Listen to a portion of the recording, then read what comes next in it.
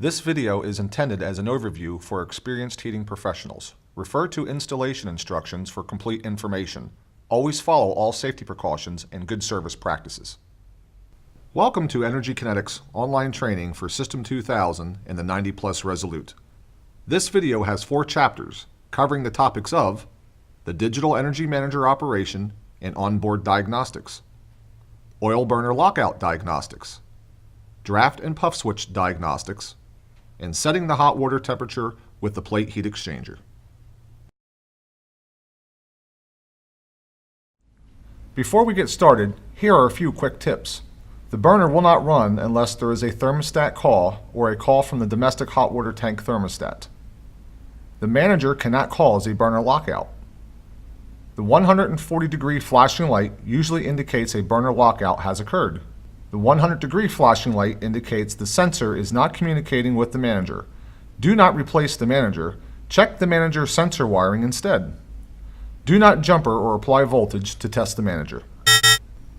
To troubleshoot the system, follow these simple steps. Look at the manager. See what it's telling you is supposed to be happening, and see if it's happening, and if not, find out why. If you don't find the problem, perform the 2-minute digital manager diagnostic to check all manager functions. This will be demonstrated later in the video. As a quick overview, the left-hand side is the input side from the thermostats. The right-hand side is the output side, which indicates zone valve operation, inducer, the burner, and the main circulator operation. Let's go through a typical heating cycle. With no thermostat calls, the manager is off and only displays the power light. When a thermostat calls, the light comes on, and then the burner and circulator lights come on. The burner fires and water smoothly and evenly preheats the boiler. Once the return is above 140 degrees for oil and 150 degrees for gas systems, the zone output light comes on and the heating or hot water zone begins to heat. When the thermostat is satisfied, the thermostat light turns off and the burner light turns off. The manager keeps the circulator on as well as the last zone that was open to save the energy left in the boiler and piping system. Once this energy has been recovered, the zone and circulator lights turn off and the boiler returns to the off state. Remember that there is a burner restart delay, so if another thermostat calls quickly, the burner will not restart immediately. Also, if the return temperature drops low enough to cause condensing, the burner will continue to run, zone outputs turn off, and the manager will again preheat the boiler to either 140 or 150 degrees. These are the input lights. These lights indicate when a thermostat or tank aquastat is calling and only come on when there is an external connection. If the light is not on, check the thermostats and the thermostat wiring. If the light is on, the thermostat or tank aquastat is calling. These are the zone output lights. If the light is on, the zone valve will be open. For hot water, the bronze circulator will be running. If the zone valve is not open with the light on, check the zone valve and its wiring. For hot water, check the hot water relay, wiring, and the bronze circulator. This is a sidewall vent inducer output. This light will only operate if option switch number 2 is on. If the light is on, the inducer will be running. If the light is on and the inducer is not running, check the inducer relay, and the associated wiring. This is the burner BB dry contact indicator light. This light indicates the TT contact is made on the burner primary control. If the light is on, the burner should be running. If the light is on and the burner is not running, check the burner, the limit aquastat, burner main circulator relay, and burner service switch. This is the burner main circulator output. This indicates 24 volts is applied to the burner main circulator relay coil. If the light is on, the main circulator will be running and the primary control will have line voltage. If the light is on and the circulator is not running, check the burner main circulator relay, the circulator, and associated wiring. So again, look at the manager. These are the input lights. These are the output lights. See what it's telling you is supposed to be happening. See if it's happening, and if it's not, find out why. If you don't find the problem, perform the 2-minute digital manager diagnostic to check all functions. We'll go through that now. The Digital Manager 2-minute diagnostic can really be done in less than about 30 seconds, and it's 3 simple steps. Remember that most no heat problems are not caused by the manager. Before replacing the manager, we advise performing this procedure to verify proper manager operation. Step 1. Make sure you have no thermostat calls. Step 2. Turn the service switch off at the left side of the manager for about 5 seconds. Turn the service switch on and carefully observe the temperature LED bars. The temperature bars should briefly light at random, then all the temperature lights will turn on and off. The power light will stay on. Let's take another look. If each temperature light comes on and goes off, this proves all temperature lights work. The processor is also functioning properly. You're well on your way to knowing that the manager is doing exactly what it should. Step 3. Turn the service switch off for 5 seconds. Turn the service switch on, and this time, carefully observe the output lights. The output lights should briefly light at random, and then all the output lights will turn on and then off. This proves the following. All the output lights and outputs work. The lights, except for the burner, are in the output circuit, so 24 volts should be present. The processor works also. Let's take another look. If an output light stays on, turn the service switch off, disconnect the right-hand quick connector, and cycle the power again as in step 3. If the problem persists, either call tech support, replace the manager, or simply move that thermostat and zone valve to an unused zone. If the problem goes away, there is a problem with the output wiring. Check all the wiring and reconnect the quick connector and repeat step 3 again until the problem is resolved. You're done! The manager is functioning properly. Remember to reset your thermostats to the original set point and make sure your burner and system switch power is on.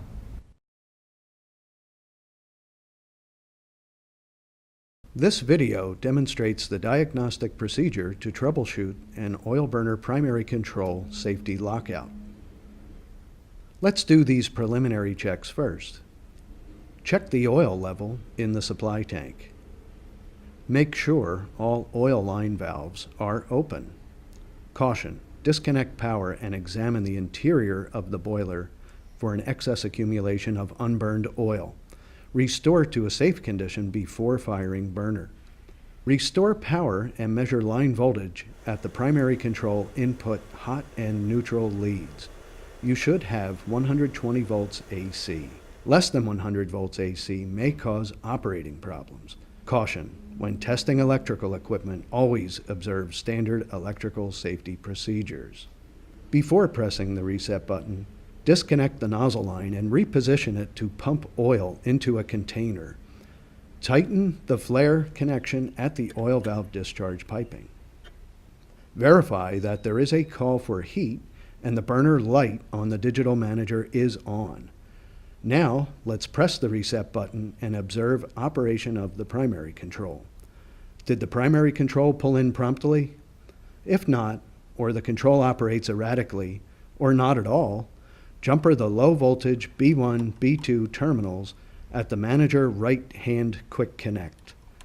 These terminals connect the dry contacts inside the manager to the TT terminals on the primary control. If the control problem still exists, jumper the TT terminals on the primary control. If erratic operation continues, replace the primary control. If not, check the low voltage wiring between the primary control and the manager. Now let's check burner motor operation. Does the motor get up to speed quickly and smoothly? If the motor does not start, check voltage at the orange motor lead and neutral. If there is voltage present on motor lead, but the motor doesn't start, check for a locked rotor, tight fuel pump, tight motor bearings, low voltage, etc. For non-PSC motors, the centrifugal switch or thermal overload might be open. Locate the thermal overload reset button on motor. If popped out, reset and find what caused the overload condition. If there is no voltage on the motor lead, suspect bad primary control contacts or a shorted FF circuit. Remove a CAD cell lead from one of the F terminals and repeat. Now check the electric oil valve. Did the oil valve click open at the end of the pre-purge period? If the oil valve does not click open, check voltage at the violet valve lead and neutral.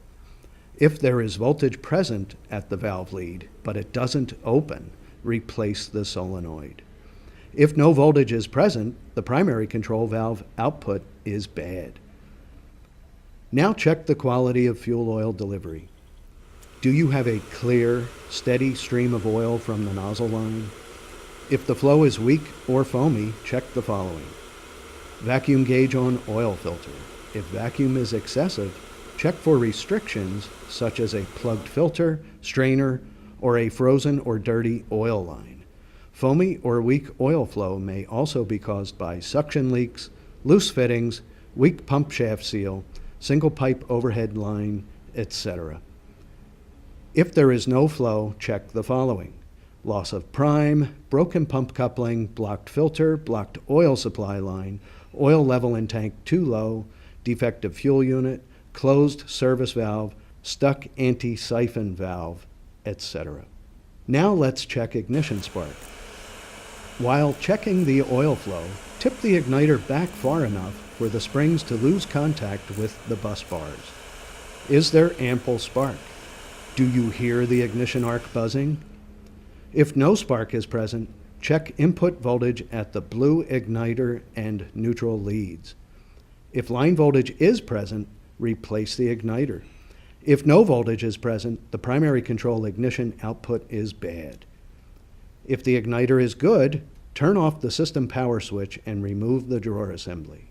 Check the electrode setting, check the porcelains, remove the nozzle, and inspect the nozzle strainer. Check the retention ring or retention head condition. Reinstall the drawer assembly into the burner and reconnect the nozzle line to the drawer assembly. At this point, the burner starting operation has been checked. We know we have air, fuel, and spark present, but we have not tried to fire the burner. Begin with the system and burner power switches both turned off. Now turn on just the system power switch. Verify that there is a call for heat and that the burner light on the digital manager is on. Now turn on the burner power switch and let the burner try to light. Note, if oil leaks through the oil valve during pre-purge, the newer primary controls will detect a flame and lock out. Caution, if the burner does not light within 2 or 3 seconds after the oil valve opens, shut off the burner. Do not let unburned oil spray into the combustion chamber for the entire trial for ignition period. Repeat previous steps. If the burner fires and the primary control locks out at the end of the trial for ignition period, check draft over fire. If there is insufficient draft, the puff switch will open the FF circuit and will cause the primary control to lock out. Check the vent connector, chimney base, chimney cap, and boiler flue passages for blockage. If power vented, check power vent operation. Now check CAD cell condition. Check the CAD cell resistance while firing. It should be below 1500 ohms. If it's too high, check for a bad CAD cell wiring, loose CAD cell holder, CAD cell line of sight obstruction, etc.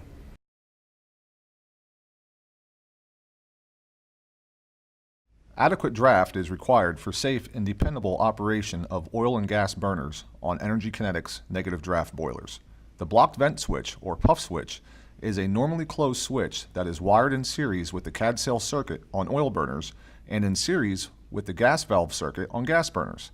This pressure switch monitors draft over fire and will prevent burner operation by opening its contacts if negative draft greater than about 0.0 inches water column is not established within the first minute or so of burner operation.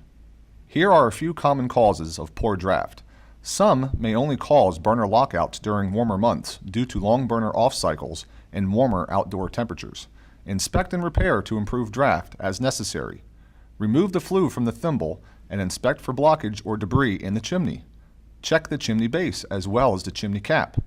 Confirm the cleanout door, if equipped, is well sealed and not open. The chimney drop leg should be 12 inches or less. Backfill with sand if it's deeper. Inspect the overall condition of venting and vent joints for deterioration and seal the joints with RTV silicone. Shorten the vent run to the thimble and reduce the number of fittings. Check the boiler flue passages and tighten the boiler front and back covers just snug. There is no need to over-tighten. Even good chimney vent systems may not provide adequate draft under all conditions. For example, a depressurized boiler room may prevent good chimney draft and cause the block vent switch to open, leading to a burner safety lockout. Perform the following procedure to help identify potential problems with draft at the time of installation and as a part of routine service. Perform an overfire draft test with the burner operating in a worst-case condition. Operate all exhaust fans of any type, including air handlers, clothes dryers, etc., and open any fireplace dampers. The overfire draft must be negative for proper burner operation. Pipe supply air to the burner or add supply air to the room. On a burner lockout service call, check the draft when it is at its worst. On startup, within the first minute with a cold chimney, draft increases as the chimney heats up, so be sure the chimney is not hot to see if there is an intermittent draft problem. For power vented systems, using the damper, set the draft to about 10 to 12 hundredths negative after about 15 minutes of continuous burner runtime. This will allow proper operation with strong wind loads. Remember, draft drops as the system heats up with power vented systems. Here is a more complete list of areas to check during installation and draft-related service calls. First, boiler considerations. Make sure that the boiler flue passages are clear. Boiler covers must be tight and pipe penetrations through the covers must be sealed to minimize air infiltration.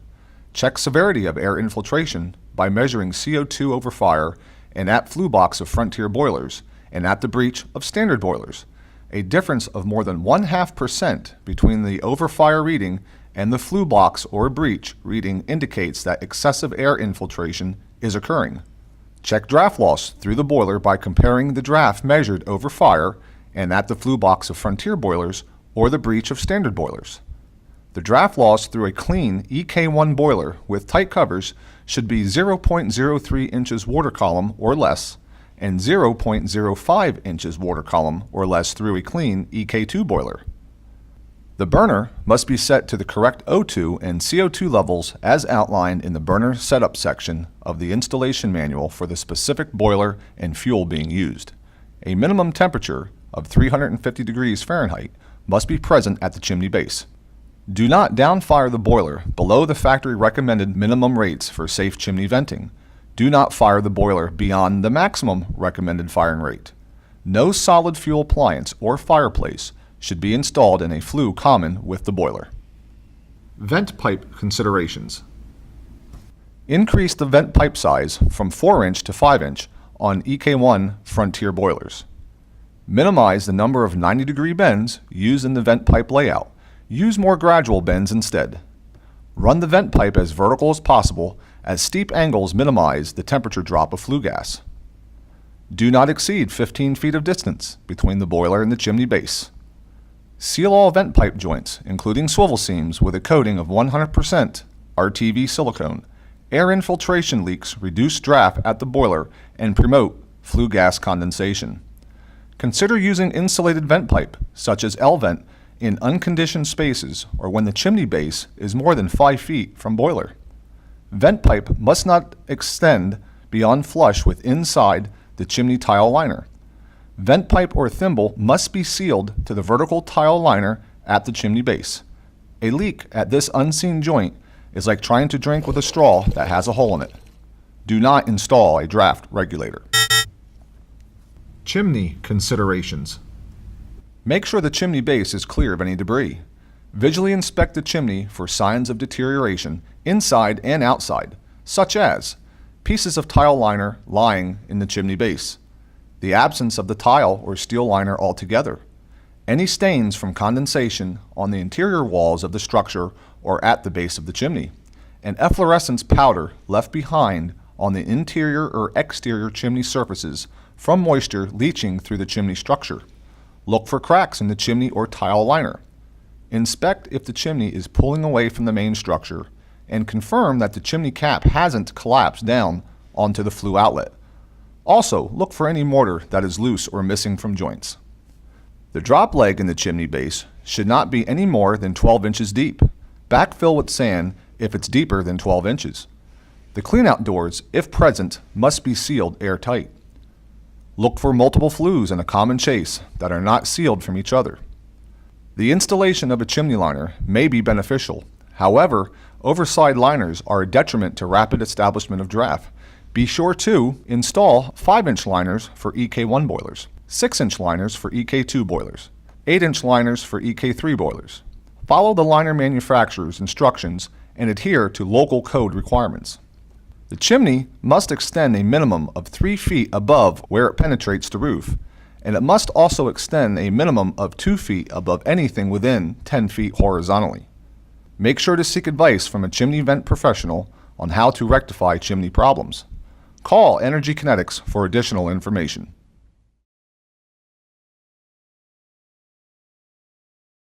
This video will demonstrate the procedure for setting the domestic hot water temperature. You might think that we would use the tank thermostat to set the hot water temperature. That's understandable. However, we don't. The tank thermostat is used only to start and stop the call to the manager. To gain access to the tank thermostat, remove the cover from the bottom front of the storage tank. The factory setting is with the pointer set at the 6 o'clock position, which is about 120 degrees. This will set the low temperature limit for the bottom of the tank and will allow the manager to recover the energy left in the boiler with the remaining cold water in the bottom of the tank after the tank thermostat is satisfied. We set the maximum tank temperature by adjusting the rate of flow through the domestic side of the plate heat exchanger. But before we proceed any further, let's review the most efficient method for producing and storing domestic hot water.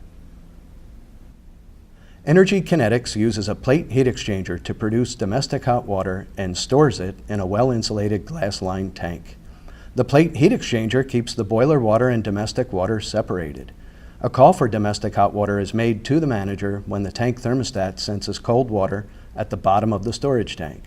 Think of the plate heat exchanger as a heat zone, with the boiler circulator moving hot boiler water through the boiler side of the plate heat exchanger. Once the boiler is preheated, the domestic circulator starts moving cold domestic water from the bottom of the tank through the domestic side of the plate heat exchanger, where it picks up heat from the boiler water. Notice that the boiler water and domestic water are flowing in opposite directions. This counterflow provides the largest temperature difference across any 2 points of the heat exchanger for maximum heat transfer.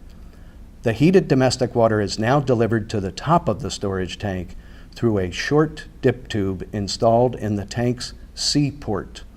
The end of the dip tube is sealed closed. The side of the dip tube has holes near the end that distribute the hot water horizontally across the upper portion of the tank. The temperature of the domestic water will depend primarily on the flow rate of the domestic water passing through the plate heat exchanger.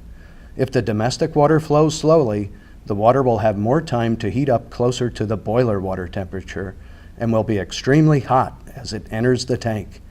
If the domestic water flows quickly, the water will not have much time to strip heat from the boiler water and will be delivered to the tank lukewarm. Remember, slower domestic water flow through the plate heat exchanger equals hotter water. Faster flow equals cooler water. Here's a simple method to set the hot water temperature. Start by opening a hot water fixture part way. Several minutes after the flow of hot water begins, the tank thermostat will close and call the boiler. Keep hot water flowing until you are done with this adjustment. Once the boiler has warmed up and the domestic hot water bronze circulator is running, adjust the ball valve under the bronze circulator until the domestic piping leaving the plate heat exchanger has reached about 140 degrees. Use a thermometer if you have one, or you can estimate the temperature by hand. When the piping is about 130 to 140 degrees, you will be able to hold the pipe for only 3 to 5 seconds before having to let go. To increase the water temperature entering the tank, slightly close the ball valve under the bronze circulator. To decrease the water temperature entering the tank, slightly open the ball valve under the bronze circulator. Check the temperature of the piping after each adjustment of the ball valve. Using your hand as a gauge, you will notice the temperature change immediately. In closing, remember, the hot water temperature at the top of the tank is set by adjusting the flow rate through the plate heat exchanger. The tank thermostat is used to set the low temperature limit at the bottom of the tank. And finally, raising the tank thermostat setting above 120 degrees will reduce the cold pocket of water at the tank bottom and limit energy recovery from the boiler into the tank. If codes place limits on maximum delivered water temperature, or there are concerns about maximum water temperature, an anti-scald tempering valve must be installed on the hot water tank outlet.